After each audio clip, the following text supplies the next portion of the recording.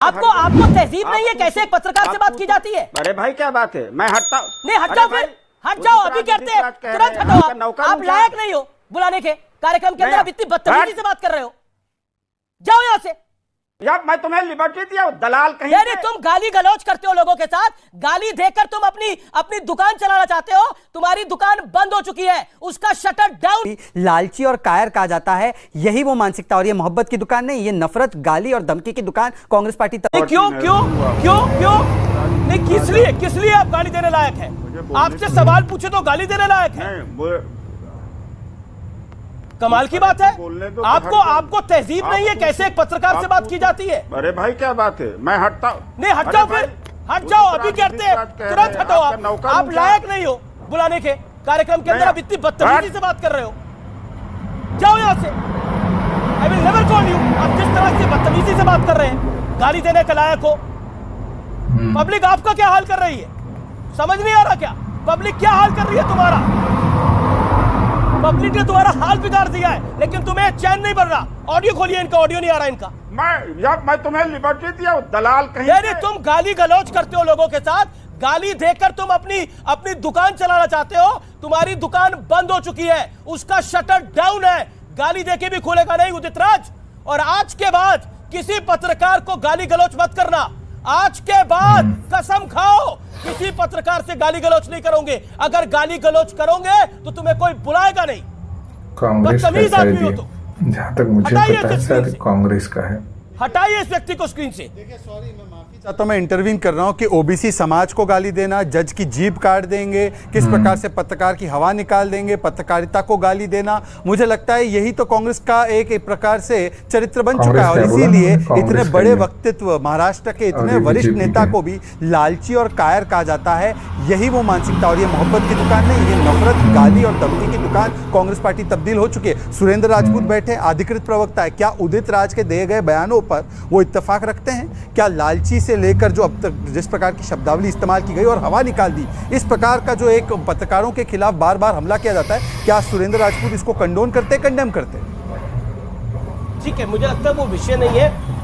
विषय पर हम आते हैं। नहीं, मूल विषय यही है ना कि बात कोई रखे तो लालची आप अपने अलाय को भी बोल देते हैं। मुझे लगता है अपने घर में किसी से झगड़ के बैठे होंगे जो इस तरह की शब्दावली का इस्तेमाल कर रहे हैं। लेकिन मुझे मैं सुरेंद्र राजपूत के पास जाऊंगा, लेकिन उससे पहले मुझे शुभराष्ट्रा के पास जाना है। जानी मानी राजनीतिक विश्लेषक हैं शुभराष्ट्रा, आप लेखिका भी हैं। पॉलिटिक्स इज एक नैरेटिव बिल्डिंग की गेम होती है। नो डाउट बीते कुछ दिनों में राहुल गांधी ने भारत जोड़ो यात्रा करी, और भारत जोड़ो यात्रा में उन्होंने एक तरह से एक अपनी इक्विटी बनाने की कोशिश करी, जो कि जायज है, हर नेता को वो अधिकार है। लेकिन उस इक्विटी को डाइल्यूट जिस तरीके से किया गया है बीते 2 महीनों के अंदर, व्हाट यू हैव टू से ऑन दैट? क्योंकि नेताओं को छोड़ना, गुलाम नबी आजाद का कहना कि एक लेट गो एटीट्यूड है राहुल गांधी का, जो जाता है वो चला जाए।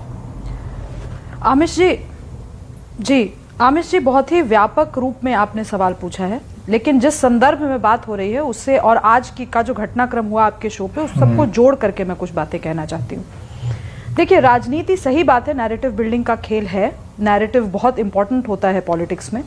लेकिन मुझे लगता है कि कांग्रेस हो या बीजेपी हो, भारत का जो मूल नीति निर्माण की जो परंपरा है वो ऐसी है कि बहुत ज़्यादा विचलन हो नहीं सकता। तो लब्बो लुआब इतना है कि आप अपनी राजनीति किस प्रकार से कर रहे हैं, आपका जन जुड़ाव किस तरीके का है, और आप अलग अलग जन समूह के अवयवों से कैसे मिलते हैं, कैसे बात करते हैं, पूरी राजनीति इसी से रेखांकित होती है।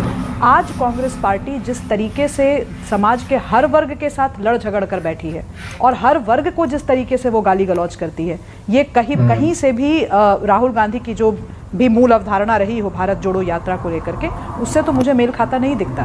आज मैं आपको साधुवाद देना चाहती हूँ आमिर जी, क्योंकि फाइनली मुझे लगता है प्राइम टाइम में किसी एंकर ने ये निर्णय लिया कि एक हद के बाद अगर आप अपनी भाषाई मर्यादा पार करेंगे तो आपको हटाया जाएगा। और यही कारण है आमिर जी कि मैंने आपके शो पे कई बार कांग्रेस के बदतमीज प्रवक्ताओं जैसे अलका लांबा को मैंने बिल्कुल ही डिलेजिटिमाइज किया है। मेरी जैसी आवाज़ें उनके साथ बैठने लायक नहीं है। आप ही के शो में सुरेंद्र जी की तीखी बहसें होती हैं, बहुत तीखी बहसें होती हैं, और विचारधारात्मक रूप से हम कभी अग्री नहीं करते, लेकिन कभी गाली गलौज के स्तर पर बात नहीं होती।